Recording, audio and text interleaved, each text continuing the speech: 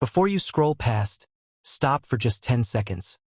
If you believe stories can expose injustice, restore dignity, and remind America who we are supposed to be, then hit subscribe right now, because this story will stay with you long after the screen goes dark. And it begins on a rain-soaked night when a pregnant black woman named Alana Brooks was wheeled into the emergency entrance of North Crest Medical Center, clutching her stomach, breath shallow, eyes wide with fear, while the clock above the triage desk ticked forward like it had all the time in the world, and the doctor on call, Dr. Evan Whitaker, barely looked up from his tablet as the nurse said, 32 weeks, severe abdominal pain, blood pressure dropping. And Whitaker sighed the way men do when they believe someone else's emergency is an inconvenience, muttering about drug-seeking behavior and people who don't take care of themselves, words soft enough to deny later but sharp enough to cut. And Alana heard them even, through the haze of pain, felt them land with the familiar weight she'd carried her whole life,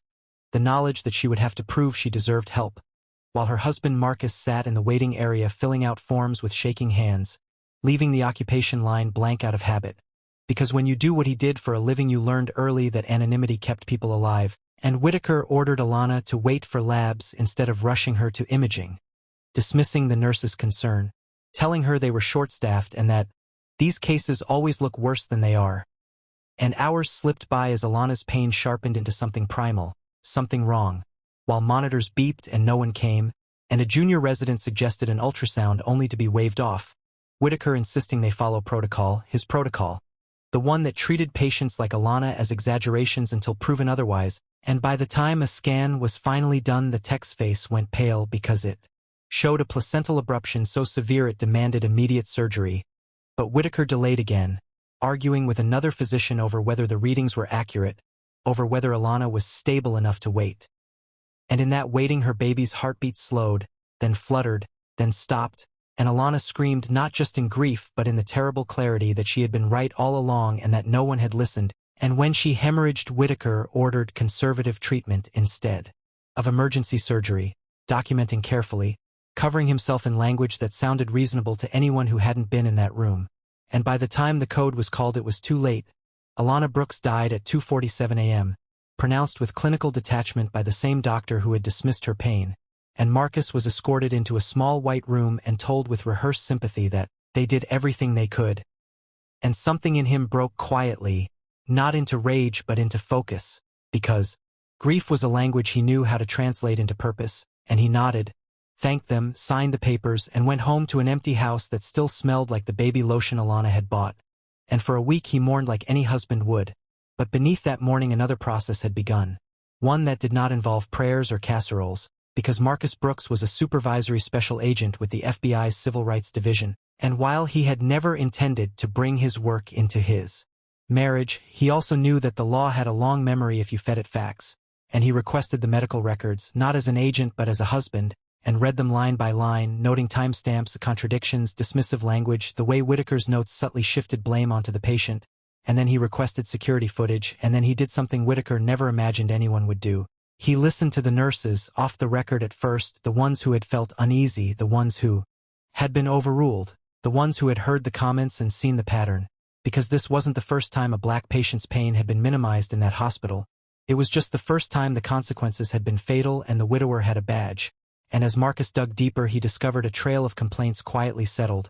charts altered just enough to pass review, administrators who valued reputation over truth, and Whitaker himself, who spoke at conferences about objective medicine while privately joking about frequent flyers and drama. And the twist came when Marcus realized this wasn't just negligence. It was a system that protected prejudice by calling it discretion. So he built a case the way he'd been trained, patiently, invisibly coordinating with state investigators, subpoenaing records, comparing outcomes by race, and when the hospital received notice of a federal inquiry, the mood shifted overnight, administrators scrambling, Whitaker growing defensive, insisting he was being targeted, that this was a witch hunt, unaware that the man he had brushed past in the hallway weeks earlier, the quiet husband with the red eyes, was now sitting in a federal building watching timelines converge on a single, undeniable conclusion, and when the charges were announced, they weren't framed as revenge but as accountability. Civil rights violations, falsification of records, gross negligence resulting in death, and the public reaction was explosive. protests outside the hospital, stories from families who had felt unseen, nurses finding the courage to speak, and in court Whitaker looked smaller than his confidence had ever allowed, insisting he wasn't racist, that he treated everyone the same, only to have data projected behind him showing otherwise, and Marcus testified not as an agent but as a husband, describing Alana's laugh, her plans, the nursery they never finished, and the courtroom was silent in a way that had nothing to do with procedure, and the final twist was not the conviction, which came swiftly, but the consent decree that followed, forcing the hospital to overhaul protocols, implement bias training with real oversight, and submit to years of monitoring, a structural acknowledgement that Alana's death was not an anomaly but a warning, and when Marcus walked out of the courthouse he didn't feel victory, only a steadier kind of resolve, because justice didn't bring Alana back, but it did something else. It told the truth out loud, and months later, when a young black woman with complications was rushed into a newly restructured ER and immediately taken into surgery without question. Someone's life was saved by the absence of doubt, and Marcus stood at Alana's grave and told her that her voice had finally been heard, not because of who he was, but because of who she had been. And if this story made you feel anger, sadness, or the urge to look closer at the systems we trust with our lives, then stay with us. Subscribe, share, and keep listening, because stories like this are not just entertainment,